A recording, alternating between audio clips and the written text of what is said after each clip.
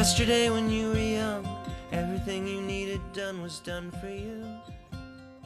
Well, one might wonder what we do when the situation comes up with one of these asks when people are in crisis. And we ask them to fill out an assistance application that identifies their need, helps them break down what the situations are in their lives, because sometimes it's very complicated and they just don't know what to do. So it helps give us a better picture for what that situation might be.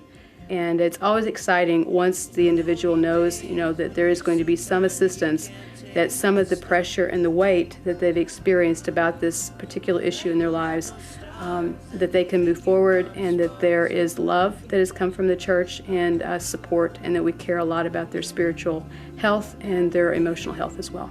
In some of the situations where people are needing professional counseling, they will come to our offices, and we'll be able to assist them with assessing their situation and guiding them to possibly different alternatives to help them. Those could be with just going through some ministries at Woodcrest or through professional Christian counseling. And then we are able to help supplement their situation as they continue to go to the sessions and get the counseling help that they need. One of the exciting things we get to do here at Woodcrest is the chance to provide youth and adults with scholarships for participating in spiritual education and training events. It could be a summer camp, it could be a class here at Woodcrest, it could be a conference, or it could be a mission emphasis. And when people come to us and they're saying, hey, I want to go and do this, we're excited and thrilled to be able just to give them some assistance to get to this event that they feel passionate about participating in.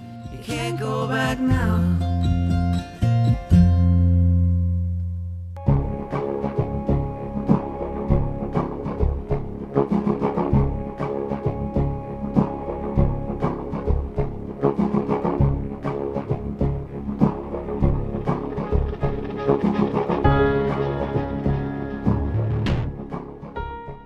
We equip them by training them with the agriculture projects, training the women within the village so that they can know how to produce for their dependent family. Woodcrest has come alongside and is the breadth of our sponsorship program for Makalani Village. So a lot of relationships have been built between the kids in Makalani Village and Woodcrest families already. People from the states that help sponsor them to go to school.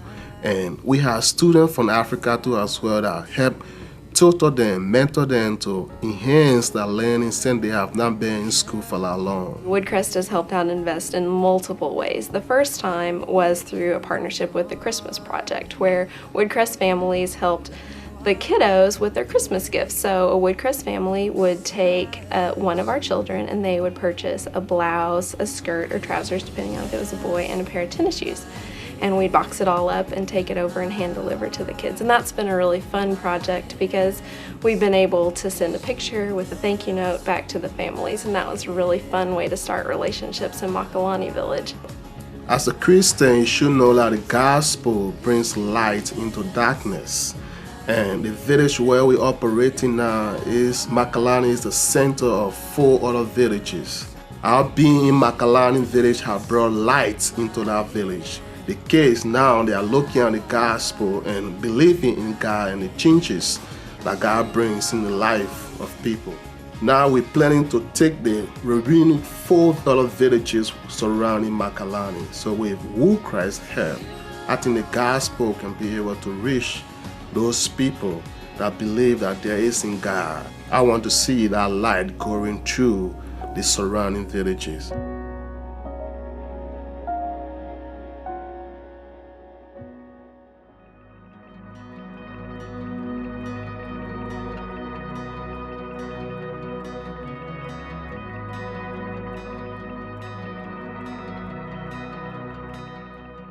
Over 20 years ago, we invited a young man to come live in our home. His name was Alexi Fernandez, and he was from Lyon, France.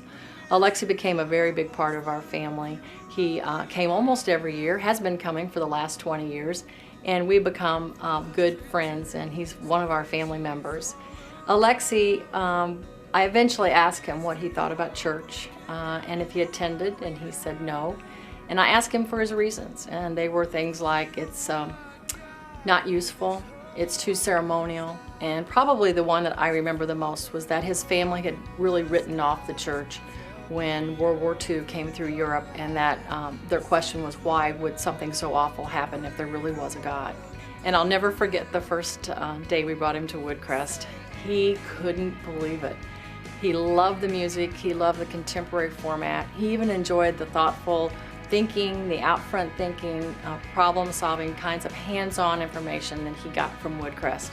It was just a great day because he enjoyed it so much. He even asked if he could videotape it on his phone so he could take it back to his friends. I've been able to witness the change in the church in Europe.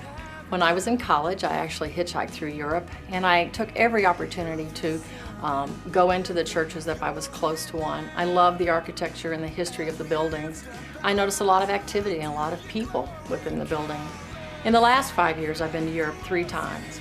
And I have noticed churches now are restaurants, they're bars, they're office buildings, they're museums, but very few of them are actually being used as churches. My concern is that the church is dying in Europe. I think what we have to remember is that there are people still searching. Even with Alexi, he has still not found his home, his church, but we can continue to pray for them and hope that we can help in any way possible to help them find God.